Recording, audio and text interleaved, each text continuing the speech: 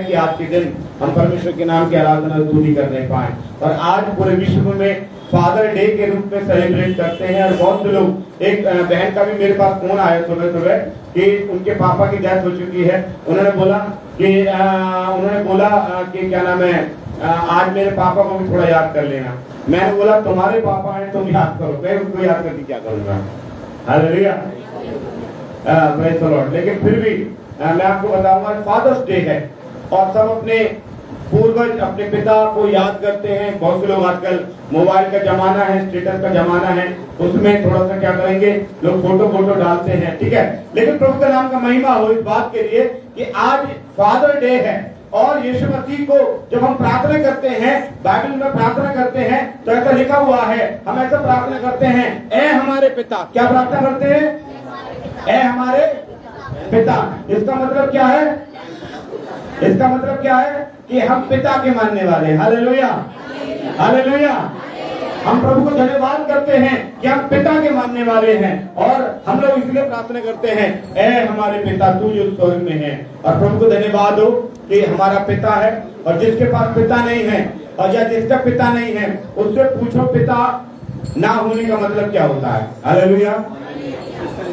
आप उनसे पूछिए कि पिता ना होने का मतलब क्या होता है। हालेलुया। प्रभु को धन्यवाद हो कि परमेश्वर में हमें एक पिता मिल गया है। Praise the Lord. प्रभु के नाम का धन्यवाद हो। Hallelujah, praise the Lord. बैठे रहने दो, उनको डिस्टर्ब नहीं करो, कोई बात नहीं। हालेलुया। प्रभु के नाम का धन्यवाद हो कि हमें पिता मिल गया है। हमें क्या मिल गया है? पिता मिल गया है। इसलिए प्रार्थना करते हैं, ए हमारे पिता। हम क्या प्रार्थना करते हैं? ए हमारे पिता। और हम पिता करके प्रार्थना करते हैं। हालेलुया। प्रभु का नाम का महिमा हो कि हमारा पिता है। और हर व्यक्ति अपने पिता को याद।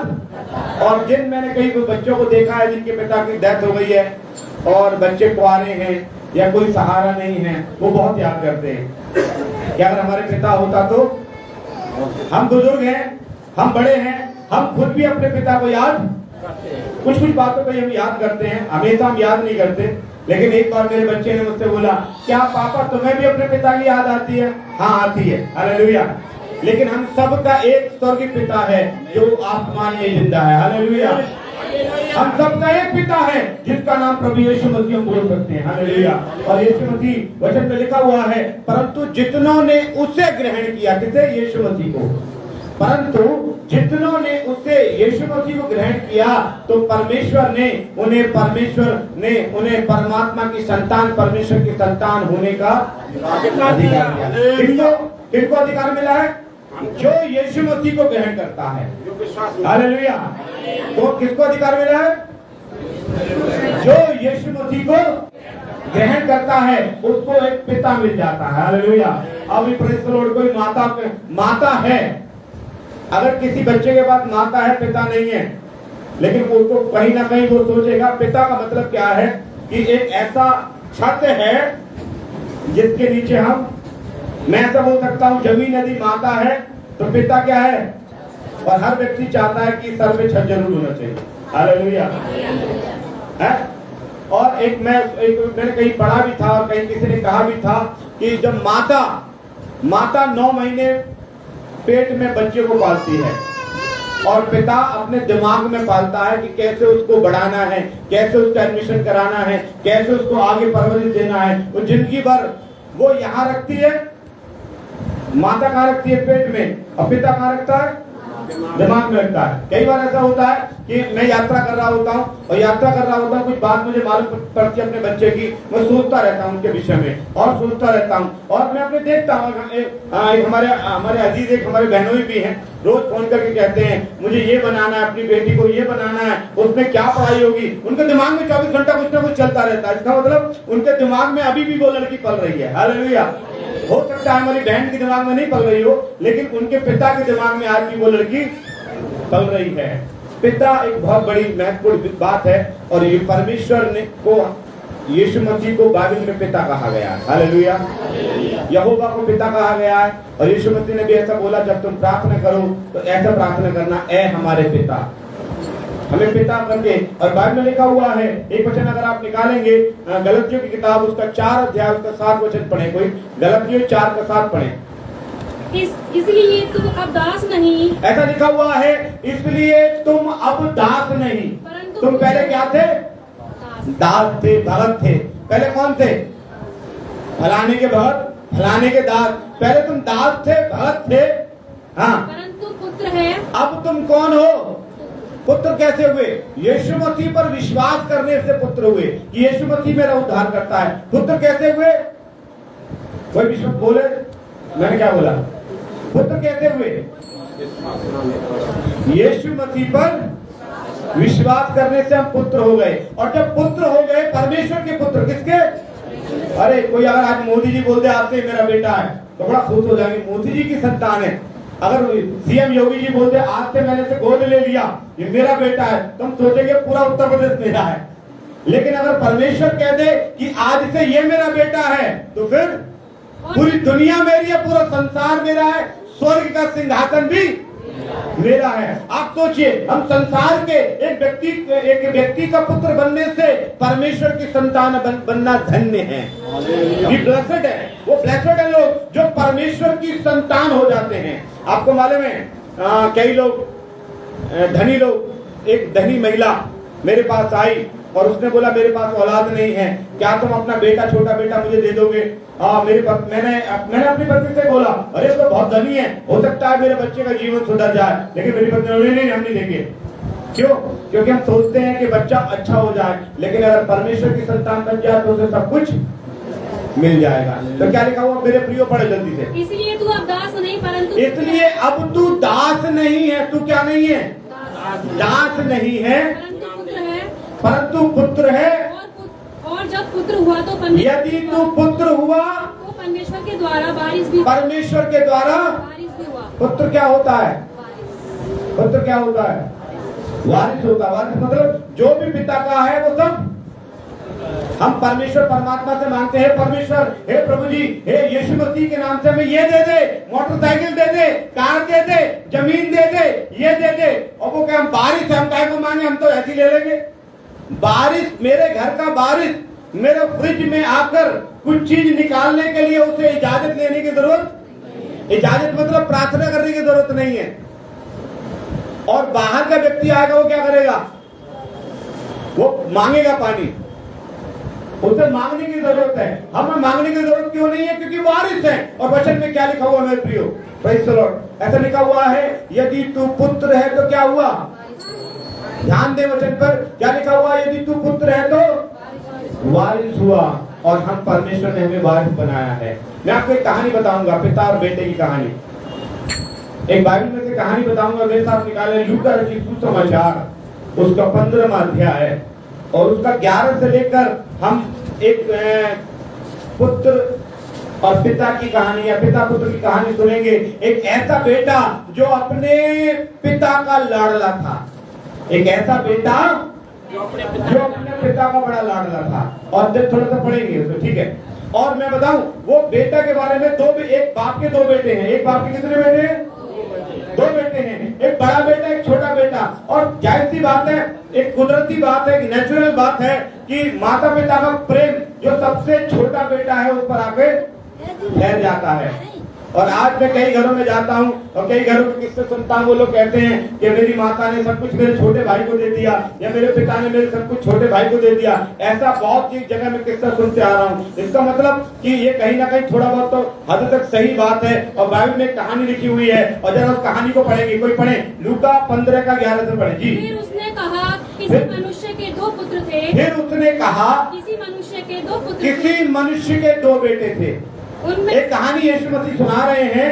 उस कहानी इस प्रकार से दृष्टांत सुना रहे हैं कि किसी मनुष्य के 2 बेटे थे। उनमें से छोटे ने पिता से कहा, छोटे ने पिता से कहा, क्योंकि छोटा लाडला था तो गलत संगीत में बिगड़ गया, दारूबाजी में, सट्टेबाजी में और गलत गलत कामों में बिगड़ गया छोटा बेटा। तो छोटे बेटे ने अपने पिता से आकर कहा, क्या कहा? हे पिता, संपत्ति में से, हे पिता, संपत्ति में से जो भाग मेरा हो, जो हिस्सा मेरा है, जो भाग मेरा है, वो मुझे दे दीजिए। अभी बाप मरा नहीं है, संपत्ति का बंटवारा हुआ नहीं है, लेकिन छोटा बेटा आगे क्या कह रहा है? संपत्ति पैसे है बाप, मुझे बंटवारा कर दीजिए। फिर क्या हुआ, पढ़े आगे। उनको अपनी संपत्ति बांट दी। जब उसने संपत्ति मांगी तो पिता ने क्या किया? अपनी संपत्ति बांट दी। और जब बांट दी फिर क्या हुआ? बहुत दिन ना बीते थे कि लिखा हुआ है बहुत दिन ना बीते थे कि छोटा बेटा सब कुछ इकट्ठा करके सब कुछ लेकर अपने बाप से इकट्ठा कर कर दूर देश चला गया दूर देश को चला गया और वहाँ कुकर्म में अपनी संपत्ति उड़ा दी। अपनी संपत्ति। कहानी में लिखा हुआ है कि एक बेटे ने हिस्सा मांगा, छोटे बेटे ने, पिता ने दे दिया। सारा हिस्सा लेकर उसने क्या किया? कुकर्म में, गलत कामों में अपनी सारी दौलत उड़ा दी। और जब सारी दौलत खर्च हो जाएगी फिर क्या रह गया? कुछ नहीं, घंटन को बाल है। और क्या हुआ? जब सारी संपत्ति उड़ा दी, लिखा हुआ है 14 वचन में, पढ़ो बेटा। जब वह सब कुछ खर्च कर चुका, जब वो सब कुछ खर्च कर चुका तो उस देश में बड़ा अकाल पड़ा। जैसे ही उसके पास सब कुछ खर्च हो गया तो क्या पड़ गया? अकाल। जिस देश में वो रहता था उस देश में पड़ गया अकाल। और ऐसा अकाल पड़ा कि वो कंगाल हो गया। जिसके पास सब कुछ था, एक राजा का बेटा है, एक धनी व्यक्ति का बेटा है, एक बड़े पैसे वाले का बेटा है, और पैसे वाले से बहुत सी दौलत लेके आया, सब कुछ जुए में, शराब में और भी गड़बड़ बातों में उड़ा दी। और वचन में लिखा जैसी उड़ी उसकी संपत्ति, उस देश में महामारी आई, अकाल आया। क्या आया? इतना अकाल आया कि वो कंगाल। अब जब कंगाल हो गया तो अब उसके पास ये तो इतना तो हिम्मत नहीं है, कहते नहीं, तो शकल नहीं है कि बाप को जाकर दिखा सके, क्योंकि बाप से तो सब ले आया। उसने बोला कुछ काम धंधा करूंगा और काम धंधा करके रोटी खाऊंगा। फिर आगे बढ़े। इसलिए वह उस देश के निवासियों में से एक के यहाँ जा पड़ा। अब उसने क्या किया कि जब देखा कि अकाल पड़ गया तो लिखा हुआ है उस देश के, जिस देश में वो गया था, जिस देश में वो गया था उस देश के निवासियों के यहाँ, निवासियों में से एक के यहाँ जा पड़ा। ऐसे नहीं लिखा हुआ रहने लगा, दूसरे देश में जाकर रहने लगा, ऐसे लिखा हुआ है। क्या लिखा हुआ है? जा पड़ा। जा पड़ा का क्या मतलब है? उसकी स्थिति बड़ी खतरनाक हो गई, बड़ी दयनीय हो गई, बड़ी मतलब उसको देखकर लोग रो सकते थे, ऐसी स्थिति हो गई। और गिरे पड़ों में हो गया है। बहुत से लोग कहते हैं ना, जी हमारे घर में बहुत दिनों से पड़ा हुआ जा ही ना रहा। पड़े गिरे की स्थिति हो गई, टुकड़े खाने की स्थिति हो गई। कैसी स्थिति हो गई? जा पड़ा। अब उस जा पड़ा को अगर आप सेंटेंस को दिमाग में रखेंगे तब आपको मालूम पड़ेगा कि जा पड़े की स्थिति क्या होती है। फिर आगे बढ़ेंगे। उसने उसे अपने खेतों में सुअर चराने, जब उसने एक के यहाँ जा पड़ा और उससे बोला होगा मुझे खाने के लिए कुछ दे दे, उसने बोला तुझे मालूम नहीं है कितना अकाल देश में पड़ा हुआ है, मैं तुझे खाने के लिए कहाँ से दूं? एक काम कर, वो व्यक्ति सुअरों का व्यापारी था, उसने बोला मेरे यहाँ फार्म में पल रहे हैं, जो वो खाए वही तू खा लेना। एक धनी व्यक्ति का बेटा, किसका बेटा? धनी व्यक्ति का। वो धनी व्यक्ति कौन है मालूम है? परमेश्वर है। आप उनकी वो संतान हैं जिसने सब कुछ लेकर जाना चाहते हैं। प्रभु मुझे बंगला दे दे, मुझे गाड़ी दे दे, मुझे ये दे दे, मुझे वो दे दे, लेकिन परमेश्वर तू मुझे नहीं चाहिए। मुझे सब कुछ चाहिए लेकिन तू, ये आशीष आपको मालूम है, बहुत से लोग चर्च आते हैं, चंगाई पाने के लिए आते हैं, छुटकारा पाने के लिए आते हैं, मुझे छुटकारा दे, बीमारी से चंगाई दे, मुझे ये दे, वो दे, वो दे। परमेश्वर कहना चाहिए, लेना चाहता ले जा, ले जा, लेकिन कुछ समय के बाद खराब हो जाएगा। मैं हमेशा एक बात बोलता हूं, जब शादी विवाह मैंने बहुत कराए हैं, मैंने एक बात बोलता हूं, तो दहेज की बात आती है, मैं कह रहा परिवार अच्छा हो, खानदान अच्छा हो, चीजें तो सब एक दिन नष्ट हो जाएंगी। जो मिलती है ससुराल से चीजें खराब हो जाएंगी। ऐसा कोई है किसी ने अगर टीवी दे दिया, टीवी हमेशा बना रहेगा जिंदगी भर? सोफा दे दिया, सोफा बना रहेगा, कूलर दे दिया, नहीं, वो खराब हो जाएंगी। और लोग मालूम है इसी के लिए क्या फिरते रहते हैं, मुझे कबाड़ा मिल जाए, कबाड़ा मिल जाए, कबाड़ा मिल जाए, और कबाड़ा इकट्ठा कर लेते हैं और कबाड़ा खराब हो जाता है, फिर कबाड़ा कबाड़े के दाम में बिक जाता है। हालेलुया। ऐसा नहीं है, मेरे साथ भी ऐसा हो चुका है। मेरी बहुत अच्छी टीवी मुझे मेरे ससुर ने दी थी, मुझे मैंने लगा के रखी, बहुत दिनों तक चली, एक दिन उसमें आग लग गई, बाद में 50 रुपए में बिक गई। हालेलुया। मेरे साथ भी ऐसा, कबाड़ा आया, कबाड़े में चला गया। Hallelujah, praise the Lord. इसलिए मैं इस इस बात को थोड़ा सा बताना चाहता हूँ मेरे प्रियो, वचन के अनुसार मैं आपको बताना चाहता हूँ कि वो क्या हुआ उसको पढ़ेंगे। ऐसा लिखा हुआ है कि एक क्या चला गया और एक क्या चला गया, उसने बोला जो सूअर खाए वो तू खाना। फिर आप पढ़े। और वह चाहता था कि उन फलियों से जिन्हें सूअर खाते थे जी अपना पेट भरे जी, और उसे कोई कुछ नहीं देता था। उसे कोई कुछ नहीं देता था जब वह अपने आपे में जब वो आपे में आया। आजकल लोग आपे में नहीं है। बैठो। जब वो कोई आपे में आया, वो क्या हो गया? काय में आया? आपे में। आज लोग काय किस में नहीं है? आज आपे में नहीं है लोग, है? आज किस में नहीं है? आपे का मतलब होश में नहीं है। अगर आपे में आ जाए ना, आज आपे में आदमी, मैं खुद आपे में नहीं हूँ, मेरी औलाद आपे में नहीं है, मेरी पत्नी आपे में नहीं है, मेरा पड़ोसी आपे में नहीं है, कलीसिया आपे में नहीं है, कोई भी आपे में नहीं है, यानी होश में नहीं है। या आपे में आ जाओ, हालेलुया, आपे में आ जाओ, नहीं तो बड़ा खतरनाक बात है। और आज लोग किस में नहीं है? आपे में नहीं, आपे में नहीं, होश में नहीं है। होश में नहीं का मतलब, आपे का मतलब कंट्रोल में नहीं है। जब वो अपने कंट्रोल में आ गया, जब होश में आ गया, फिर होश में आ गया, तब क्या कहने लगा? तब कहने लगा मेरे पिता के कितने ही मजदूर। आपे में क्यों? आपे में उसको, आपे में कौन याद आया? पिता। आपे में कौन है? हमारे में कैसे है? एक बार एक घर में था एक व्यक्ति के पिता खत्म हो गए, सबको कुआरा छोड़ के मर गए। एक दिन क्या हुआ कि वो 1 किलो आम आए उस घर में। कितना? 1 किलो आम। वो बैठ के 1-1 किलो खाने लगे।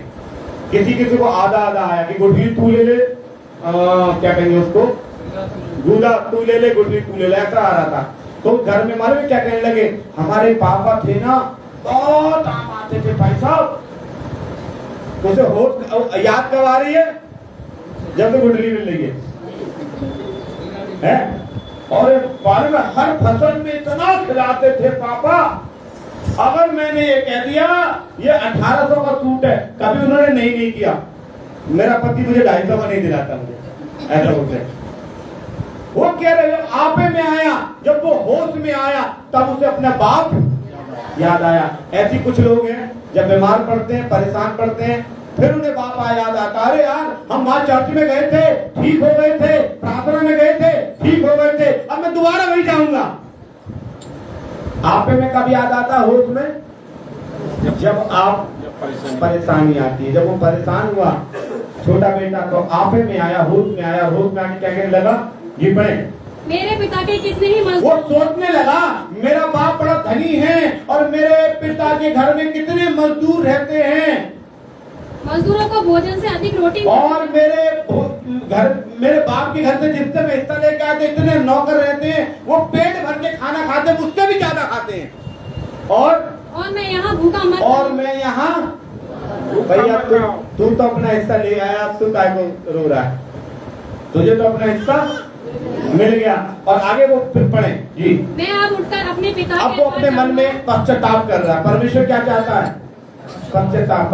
बपतिस्मा से पहले क्या चाहिए? पश्चाताप। बीमारी की प्रार्थना, बीमारी की चंगाई, बीमारी की अगर चंगाई की कोई प्रार्थना कराना चाहता है तो पहले पश्चाताप करे। यदि बपतिस्मा चाहिए तो पहले पश्चाताप करे। बीमारी के लिए पापों की क्षमा मांगे, पश्चाताप करे। उसने पश्चाताप किया। उस बेटे ने क्या बोला? ऐसे लिखा हुआ है, अब मैं उठकर अपने पिता के यहाँ जाऊंगा और उससे कहूंगा कि हे पिता, मैंने स्वर्ग के विरोध में और तेरी दृष्टि में पाप किया है। अपने पिता से क्या बोलूंगा? मैंने स्वर्ग की दृष्टि में और तेरी दृष्टि में क्या किया है?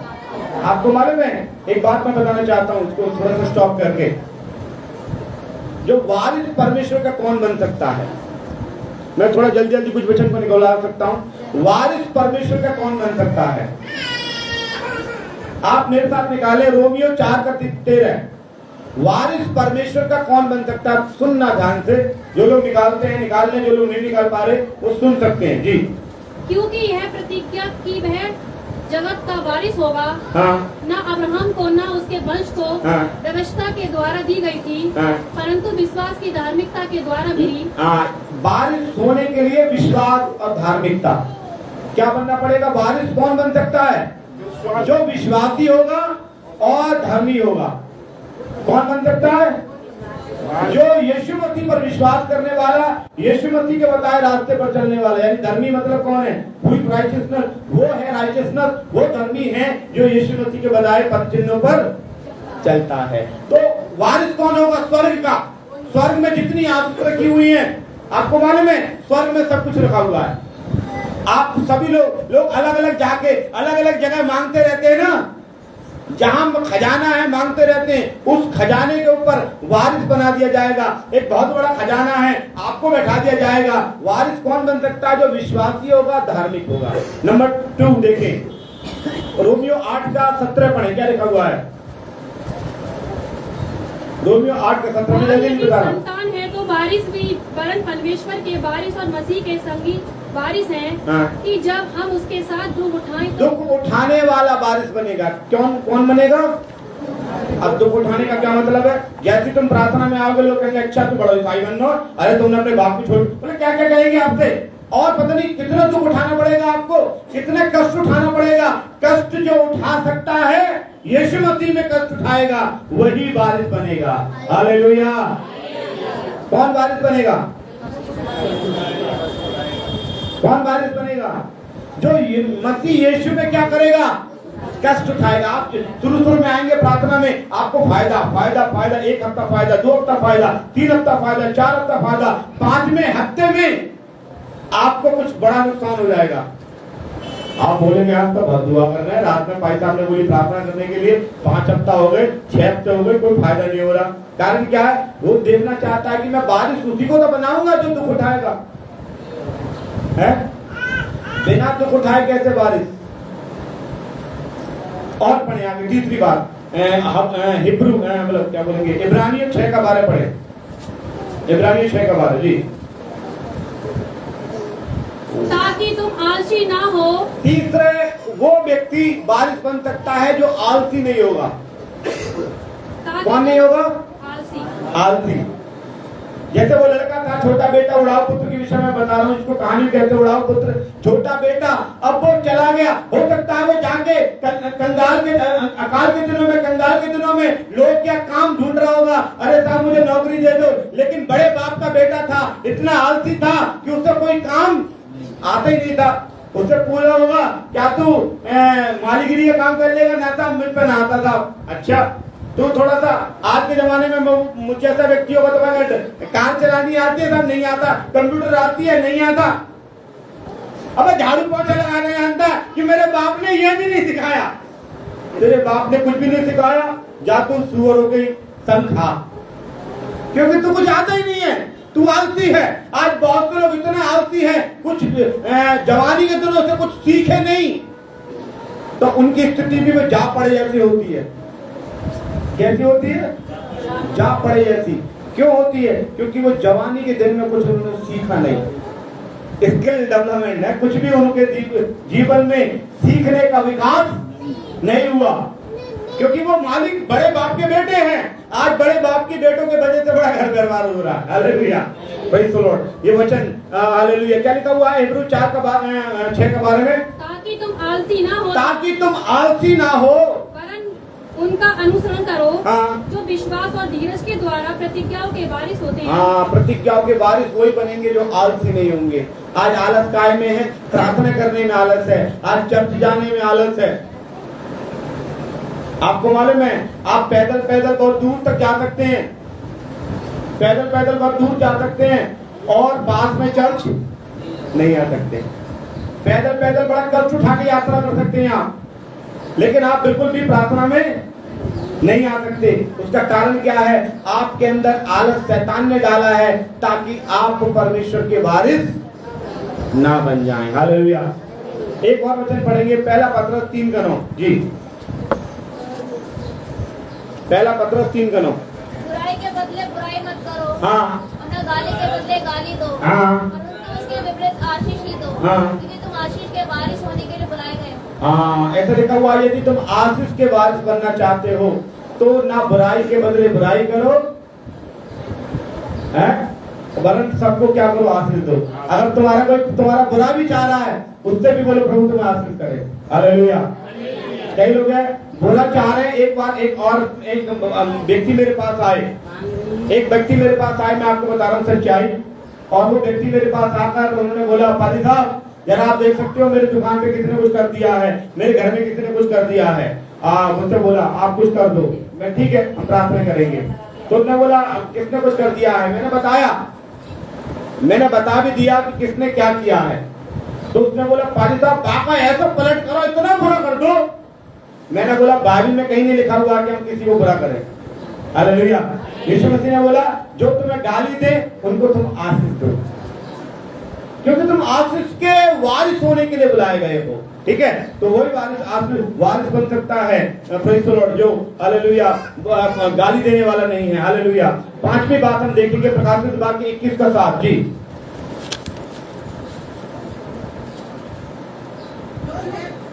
जो जय पाए वही इन वस्तुओं का वारिस। जो जय पाए। अब जय पाने का क्या मतलब है? हर जगह जयवंत होने का क्या मतलब है? जय अपनी बुराइयों पर पाए। काय पे पाए? जो जय पाए। जय किन चीजों पर पाएगा मालूम है? जय किन चीजों पर पाना अभी मैं आपको बता रहा हूँ। कौन परमेश्वर की संतान नहीं बन सकता? अभी आपको मैं बताऊं, भर्ती निकली है परमेश्वर की संतान बनने के लिए। अभी अग्निवीर की भर्ती निकली है, अब ये भर्ती है आज के दिन परमेश्वर की संतान बनने के लिए। लेकिन कौन नहीं बन सकता? कौन सी पढ़ाई लिखाई उसको नहीं अगर जो पढ़ाई लिखाई परमेश्वर कौन सी पसंद करता है और शैतान की पढ़ाई लिखाई कौन सी? अभी देखो आप पहला कुरिन्थियों 6 का 9-10 पढ़े जल्दी से, और गलतियों 5 का 21 पढ़े कोई जन। पहला कुरिन्थियों 6 का 9-10 पढ़े जल्दी। पहला कुरिन्थियों 6 का 9-10। क्या तुम नहीं जानते अन्यायी लोग कौन कौन? अगर आप अन्यायी हैं प्रभु के बेटा नहीं बन सकते, संतान नहीं बन सकते। ये अन्यायी लोग परमेश्वर के राज्य के वारिस ना होंगे। धोखा ना खाओ, ना वेश्यागामी। जो वेश्याओं के पास जाते हैं वो प्रभु की संतान नहीं बन सकते। और ना मूर्ति पूजा करने वाले परमेश्वर की संतान बन सकते हैं। चाहे यीशु मसीह की पूजते हो, चाहे बाबा साहब की पूजते हो। यीशु मसीह की पूजने वाले भी, यीशु मसीह की भी मूर्ति पूजने वाले, क्रूस की पूजा करने वाले कभी भी परमेश्वर की संतान नहीं बन सकते। आगे बढ़ो। पर स्त्रीगामी, दूसरी की स्त्री पर निगाह डालने वाले कभी भी परमेश्वर के राज्य के वारिस नहीं बन सकते। न लुच्चे। अभी अब क्या बताऊं उसके बारे में, डेफिनेशन दूं। आप बोलो बेटा, पढ़ो बेटा। ना पुरुषगामी। आजकल देखे ना, पुरुषगामी का मतलब है आजकल लड़के से शादी कर रहे हैं। आप देख रहे हैं पुरुषगामी, उनके लिए लिखा हुआ है। और ना चोर। अभी देखो पुरुषगामी का लेस्बियन, और क्या बोल रहा है आजकल, उसको क्या बोलते हैं? पुरुष को क्या बोलते हैं? गे बोलते गे। ये आज लागू हुआ है और बाइबल में कितने सालों से लिखा हुआ है। देखिए ये पुरुष का शादी, स्त्री का शादी आज लिखा हुआ, कितने आज हो रहा है कानून में मान्यता, लेकिन बाइबल में कितने साल पहले लिखा हुआ है कि ये लोग प्रभु के राज्य के वारिस ना होंगे। आगे बढ़ो बेटा। न चोर, न लोभी, न पियक्कड़, न गाली देने वाले, न अंधेर करने वाले परमेश्वर के राज्य के वारिस। 10 पढ़ा। गलतियों 5 के 21 पढ़ो जी। मतवालापन लिखा हुआ है। डा माने जलन, मतवालापन माने पीने वाले लोग। और लीला कीड़ा मतलब दुनिया के शराब बशाब मौज मस्ती में मौज, बियर बार में मौज ले रहे हैं, कहीं गंदी जगह जाके मौज ले रहे हैं। और इनके जैसे और भी बहुत से काम हैं जी। इनके विषय में तुमसे पहले से कह देता हूँ। इनके विषय में मैं तुमसे पहले से कह देता हूँ, जैसा पहले भी कह चुका हूँ। ऐसे काम करने वाले परमेश्वर के राज्य के वारिस नहीं होंगे।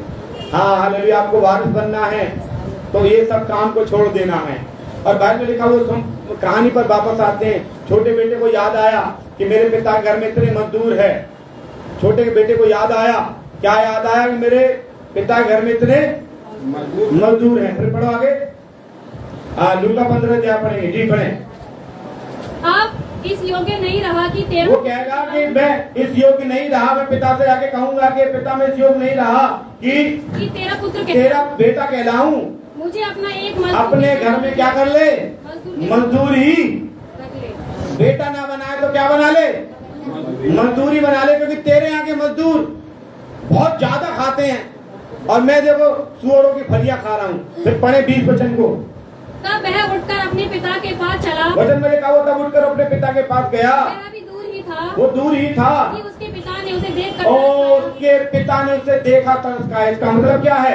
इसका मतलब क्या है मालूम है? उसका बेटा रोज इंतजार करता था चौराहे पर जाके, आज आ रहा होगा, आज दे दिया सारा प्रॉपर्टी, लेकिन पिता तो आज तो आ रहा होगा, एक दिन सुधर जाएगा, एक दिन सुधर जाएगा। और उसके पिता ने देखा दूर से उसे आते हुए, अरे बड़ी बुरी स्थिति है, कपड़े फटे हुए हैं, कपड़े गंदे हैं, दाढ़ी बड़ी हुई है, अरे ये तो बड़ा। लेकिन उसका पिता गया और दौड़ के उसे पहचान लिया। बाप पहचान लेगा, कोई और पहचान? फिर पढ़े आगे। और दौड़कर उसे गले लगाया। आप कितने भी गंदे हो, आपके कितने भी फटे कपड़े हो, आपकी कितनी बुरी स्थिति क्यों ना हो, लेकिन आपका परमेश्वर पिता आपसे प्रेम, जब आप उसके पास लौट के आओगे वो आपको गले लगाएगा। जब वो आपकी चाहे कुछ भी आपने उसका हानि किया हो, लेकिन आप उसके पास आओगे वो गले लगाएगा। फिर पढ़े आगे। और बहुत चूमा। और बहुत चूमा। अब देखिए गंदे बच्चे जो सुअरों के साथ रहता हो उसको आके चूमेंगे, लेकिन पिता है वो चूम सकता है। हालेलुया। आप ही तो नफरत करोगे, आप ही तो वर्ण व्यवस्था करोगे, आप ही तो जातिवाद करोगे, लेकिन वो पिता कैसे जातिवाद कर देगा? वो तो चूम रहा है उसे। और पुत्र ने उससे कहा, पुत्र ने अपने पिता से कहा, पिताजी मैंने स्वर्ग के विरोध में और तेरे विरोध में पाप किया है जी, और अब इस योग्य नहीं रहा, अब इस योग्य नहीं रहा कि तेरा पुत्र तेरा बेटा कहलाऊं जी। परंतु पिता ने अपने दासों से कहा, अब पिता ने अपने नौकरों से कहा, दासों से कहा, क्या कहा? झट अच्छे से अच्छा वस्त्र निकाल, अच्छे से अच्छा कपड़ा निकाल कर मेरे बेटे को पहनाओ। कितने गंदे कपड़े पहने हुए, अच्छे से अच्छे कपड़े पहनाने का क्या मतलब है? वचन में लिखा हुआ धार्मिकता के वस्त्र।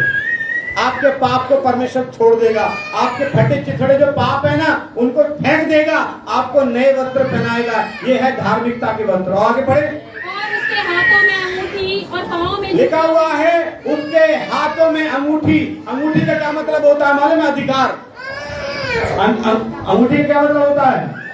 अधिकार। आप देखिए शादी होती है, पति पत्नी को अंगूठी पहनाती है, इसका मतलब आज से मैं तुझे अधिकार देती हूँ कि तू मेरा पति है। अधिकार, अंगूठी का मतलब। पहले जमाने में राजा की अंगूठी होती थी, उसकी मोहर लगती थी, उसका अधिकार होता था। परमेश्वर कह रहा मैं तुम्हें अधिकार दूंगा। हालेलुया। अधिकार देगा परमेश्वर है। और आगे पढ़े। और पला हुआ पशु लाकर, और लिखा हुआ है पला हुआ पशु लाकर, मतलब एक उसके लिए दावत भी कर दो कि मेरा बेटा लौटकर वापस आ गया है।